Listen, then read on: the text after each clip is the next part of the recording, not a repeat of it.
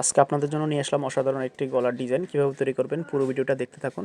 প্রথমে আমরা গলাটা কেটে নিব, তারপরে আমরা এরকম একটা লেস নিয়ে নিব। লেসটা নেওয়ার পর আমরা এটা এভাবে উল্টো পার্টে দিয়ে সেলাই করে দিব, এবারে সমানভাবে সেলাই করে দিব। সেলাই করার পর আমরা উপর থেকে একটা চাপ সেলাই দিয়ে নিব। তো আমি এটা উপর থেকে চাপ সেলাই দিয়ে নিচ্ছি।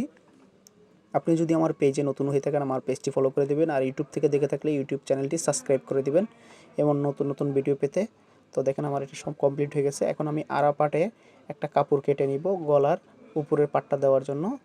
তো এটা 1.5 ইঞ্চি পরিমাণ নিয়ে নেবেন। দেওয়ার পর এটা নিচে বসিয়ে আমি সেমভাবে এটাকেও সেলাই করে দিব। তো আমি এটা সেলাই করে দিচ্ছি।